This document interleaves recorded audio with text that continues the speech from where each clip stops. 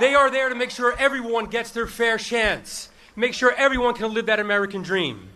And so that's the conversation my dad had. I had that conversation with my eldest son, who's 23 years old, when he was able to vote.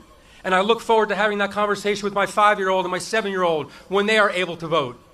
And I got to tell you, it's important. Using your vote's important. Young people in the crowd, you want to protest? Protest this guy who thinks he is capable of running this country, and he can't even run a business that has been bankrupt 6 times. You want to protest? You get out there and you protest against this Republican Party that refuses to include everyone, that fights your right to vote, that is out there right now, standing in line, making sure that people can't. This isn't American. This isn't what we do. We're better than this. That's right. They better not come here, huh? That's it. So, I got to tell you, I do have a personal connection to Hillary. It was about 15, 16 years ago when I met Hillary Clinton for the first time. And what really struck me, number one, obviously the intelligence. Obviously, she is warm and friendly. It doesn't come across on the campaign trail too often, but I know someone who is warm and friendly and who cares. And I remember the conversation that we had 15, 16 years ago. And the reason the context in meeting her was that her and President Clinton, that sounds good. President Clinton sounds good, doesn't it? Yeah, that sounds great. And they would do a small party in one of my restaurants. And I remember her having a conversation about wanting to know whether or not I purchased food from the upstate farmers, because she really cared about the economy upstate and marrying it to downstate economy, and wanted to make sure that I knew that there were so many people out there up in upstate producing great food, and that we should actually support that. And I was really surprised at how much she knew about the issue. And that was one part of it. The other part, I stepped back. And if you want to know how someone truly is, watch them interact with the people that they work with. You see the warmth. You see the joy that they had celebrating. You see how when she was talking to someone, when she was talking to me, she wasn't looking over my shoulder at the next person in line. She was actually talking to me. And that's the conversation that she's having with every single person out here. This one-on-one conversation about what this country can do when we all come together, when we include everyone. And so I want you to, for a second, just to think about, and this is what I think about. I have to have conversations with my 5-year-old and 7-year-old about, hey, Dad, what's wrong? Why is this guy talking bad about Muslims? Why is this guy talking bad about women? What sexual harassment, what does that even mean? My 5-year-old and 7-year-old who happen to be sort of playing, but I have the TV on watching news when I'm cooking food, when I'm cooking dinner for them. And I have to explain this to them. We shouldn't have to do this. These are our children. They shouldn't grow up with leaders that demean women.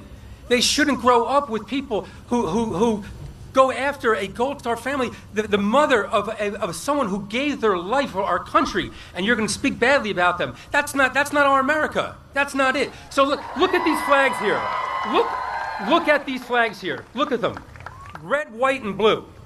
So it's not about red and blue Democrats. It's not so much about whether you wear a red tie or a blue tie or a red pantsuit or a blue pantsuit. No, it's not about that. Look in between. What do you see between? You see the absence of color in between. That's what you see. That's what holds us together. That's where we need to reside, because that's where our hopes are. That's where our dreams are. That's where we could be a better country. That's where Hillary Clinton resides, right there, knowing that she could tie this country together, knowing that we're better when we actually work together, knowing that we can take care of all the problems in the world when we use our power for good, when we actually come together and solve all of our problems, because we're better than that. We're stronger than that. We are stronger together. And so it is my honor to introduce the next President of the United States, Hillary Rodham Clinton.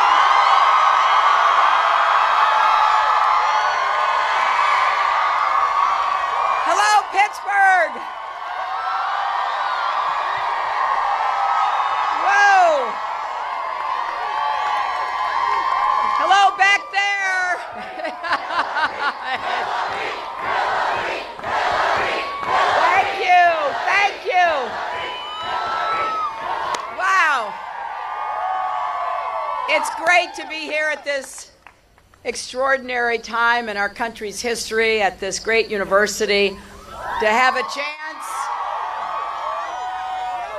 on a beautiful day to lift our sights, to think about what we are capable of doing together, the kind of future that we can create if we search for and find common ground.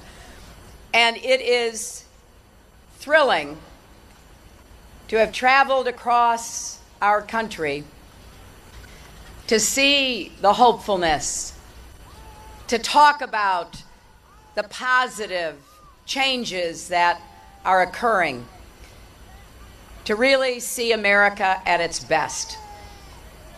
And tomorrow, each and every one of you gets to make a decision as to whether or not first you will vote. Because in Pennsylvania, it's all about Election Day. Other places around the country have been voting for weeks. And what you will vote for. I'm here to ask you to vote for yourselves, vote for your families, vote for your futures. Vote on the issues that matter to you, because they are on the ballot, not just my name and my opponent's name.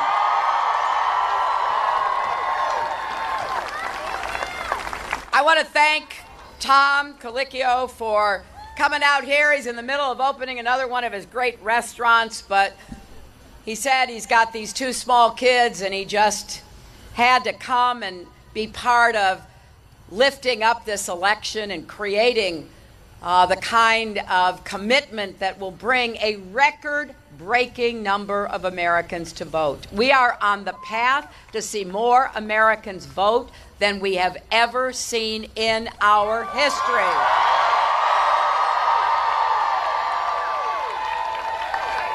And I am hoping that you won't just come out and vote. Obviously, I hope you vote for me, but I also hope you will send Katie McGinty to the United States Senate.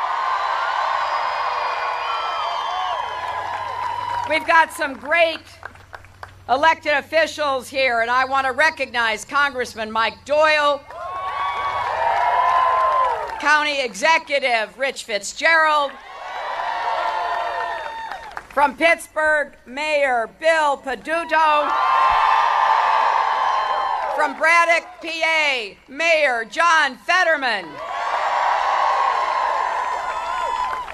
But mostly I'm here to say thanks. Thanks for taking time out to think about what the stakes are. I love you all too, absolutely.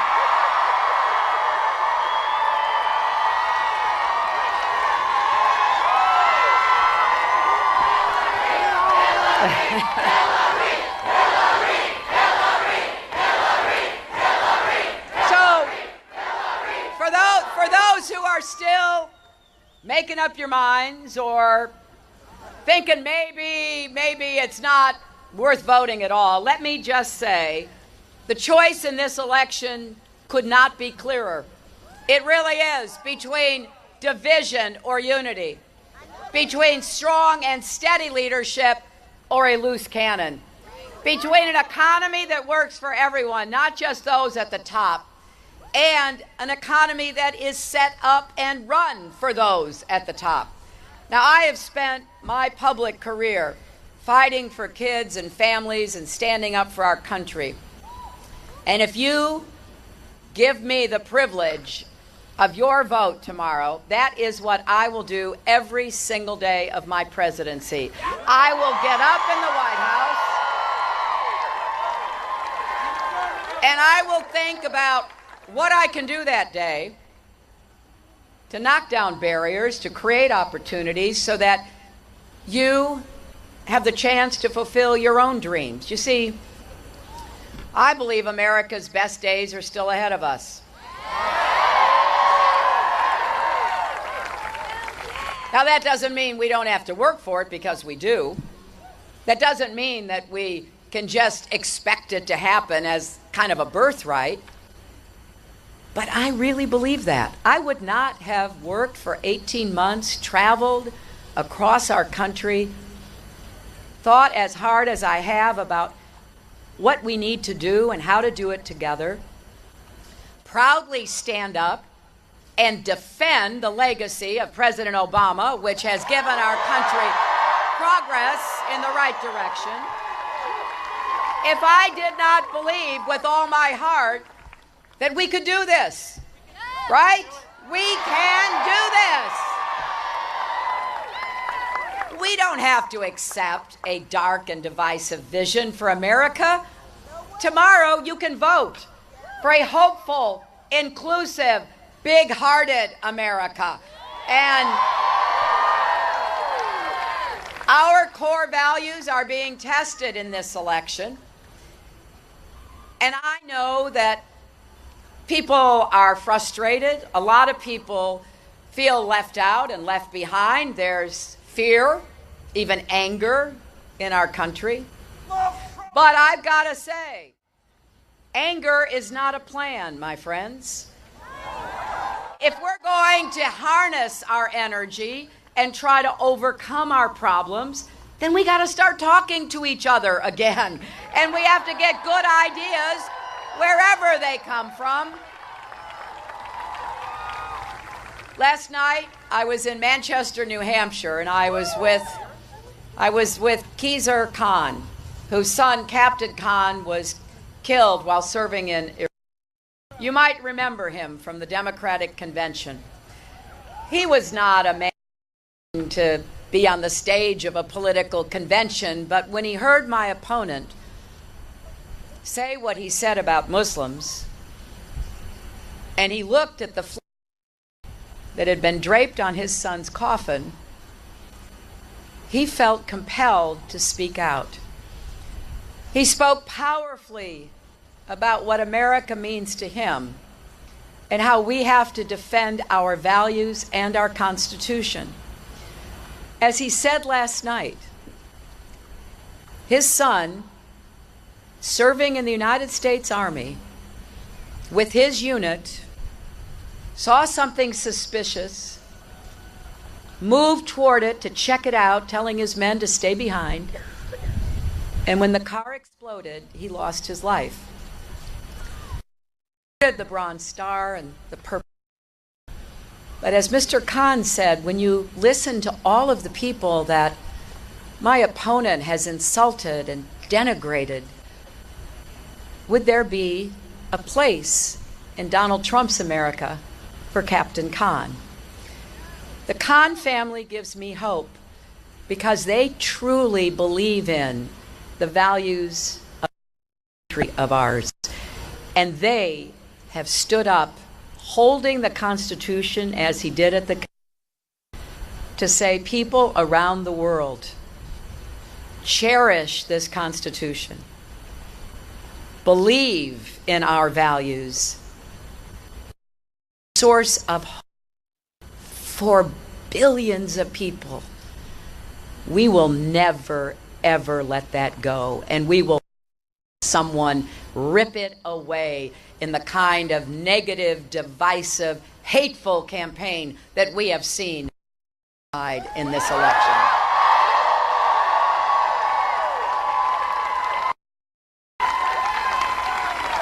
Sometimes when I hear my opponents speak, I don't recognize.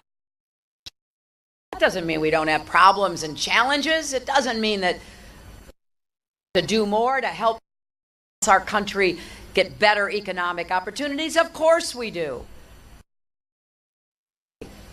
I believe we can.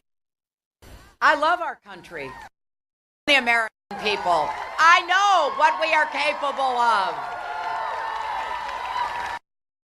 Throughout our history, generations of Americans have risen together to meet the tests of their time. They defended democracy, built the greatest middle class the world has ever, marched for civil rights, for workers' rights, rights for people with disabilities.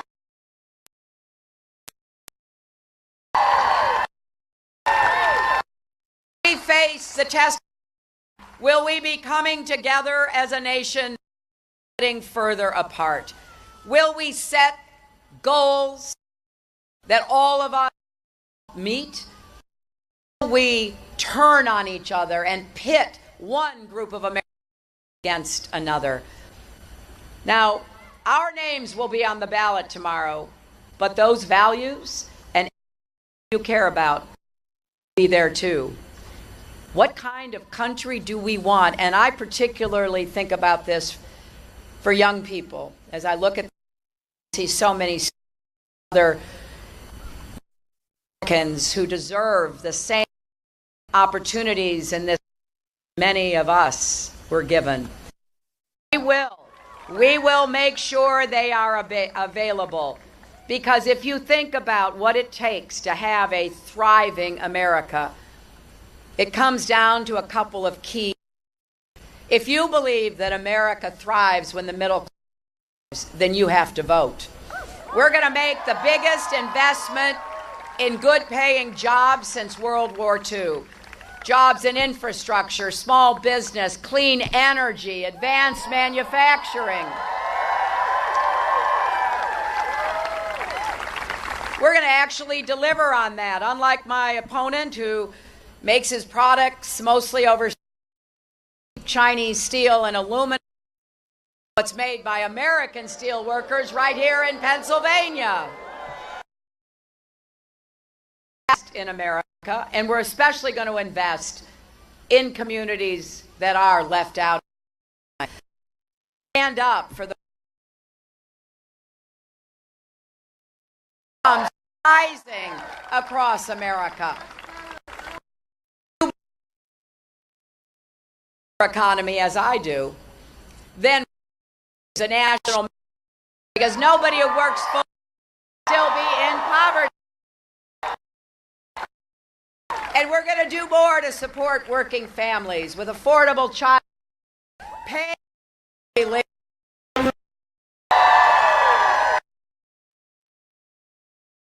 pay for work.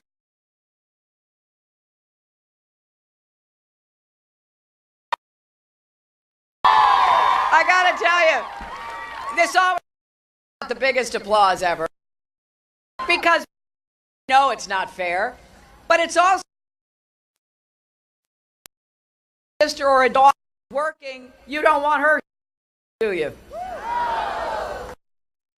When I talk about equal pay and all these other families, my opponent says I'm playing the woman's card.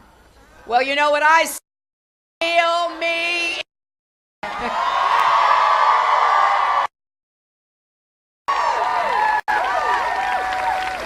You know, if you believe all of our kids should have good schools and good teachers, no matter what zip code they you have to vote. If that we can make college for every young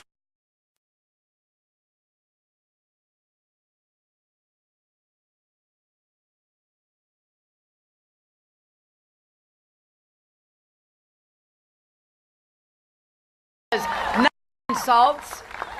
And after it was over, he and I got together and we came up with this plan. Public colleges and universities should be tuition free for everyone who makes less than $125,000 a year.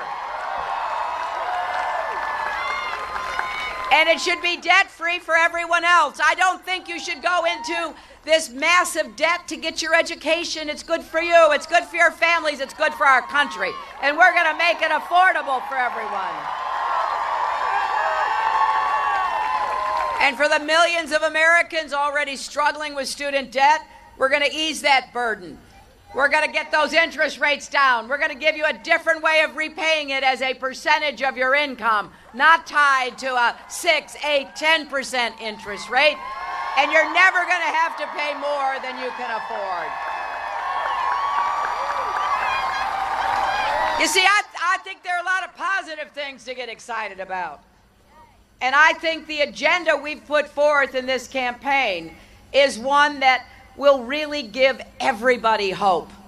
You see, working for children and families has been the cause of my life, but it's never been more important than it is right now. So this has to be our mission together, doing all we can to help every American, especially every young American, and especially every child, to have the chance to live up to your God-given potential. Because when it's all said and done, that's what matters most. Have you helped somebody else? Have you reached out and tried to ease somebody's burden?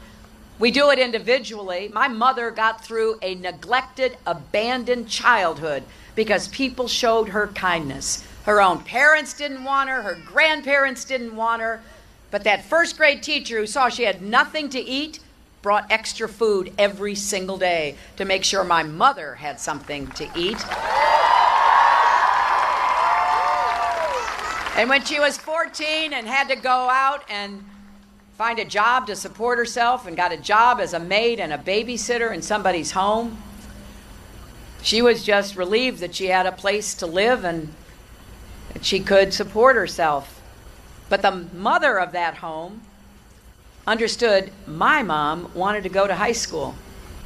So she said, Dorothy, if you get up early and you get your chores done, you can go to high school. You'll have to come right back because we'll need you, but you can do it.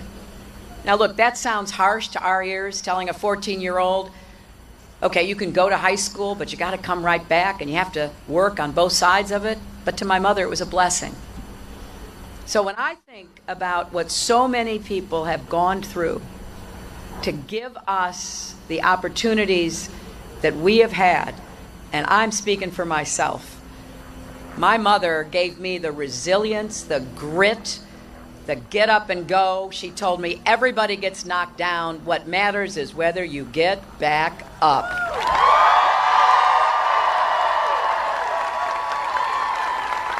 And we had a lot of Americans knocked down because of the Great Recession, didn't we? Millions of jobs were lost. Millions of homes were lost. Family wealth was wiped out. Savings accounts, 401ks, everything that people had worked so hard for. Well, we've dug ourselves out of the hole. Now we've got to get up. And we've got to make sure we don't leave anybody behind. I see this man standing here with a sign, Coal Miners for Hillary. And I'll tell you, sir,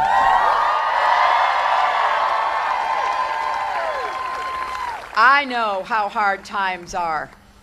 And as I have said, and you can take it to the bank, I will not forget you, and I will do everything I can to help people who have given so much, worked so hard throughout their lives for generations to build this country. We are not going to forget any American. But I can't do any of this without your help tomorrow. This election is going to really set the course of our country. There's no doubt in my mind. Tonight I'll be in Philadelphia with President Obama and Michelle. And I so appreciate how hard they have worked for me, but it's not for me. It's for us.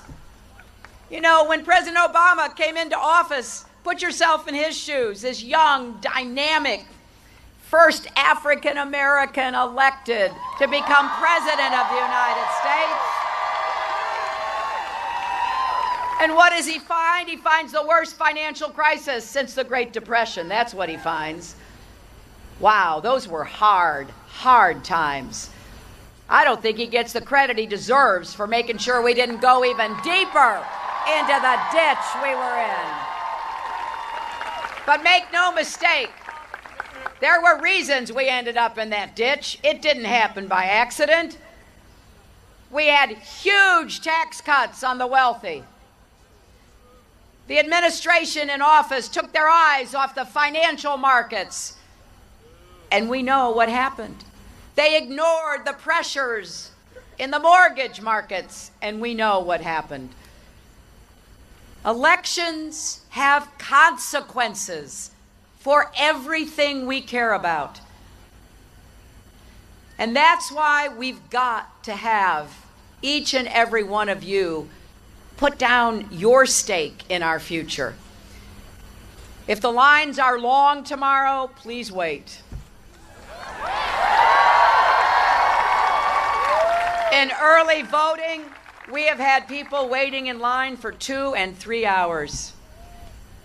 And there have been reporters and others going up and down the line asking people, all kinds of Americans, not one type, all types, why are you here? Because my future depends on it, they say.